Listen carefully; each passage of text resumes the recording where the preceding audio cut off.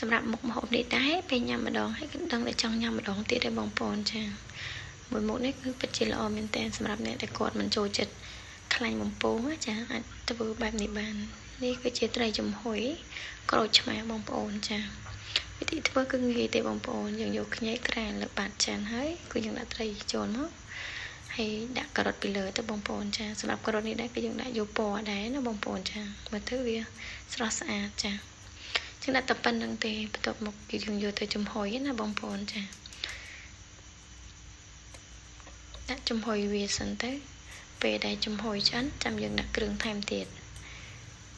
ចានេះយើងបានចំហុយរួចរាល់ហើយគឺយើងដាក់ទឹកត្រីណាបងប្អូនសម្រាប់ទឹកត្រី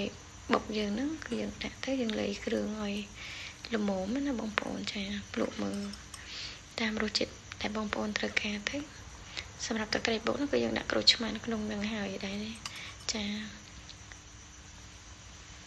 បន្តមកទៀតយើងយកក្រូចឆ្មាណាបងប្អូនចាចិត្តជាបន្ទះស្រាលៗបែបនេះយើងបានដាក់ពីលើហើយយើងនឹងបន្ថែមជីវ៉ាន់ស៊ុយបន្តិចផងដែរចាបន្តមកគឺយើងគ្របមួយផ្លែទៅបងប្អូនចា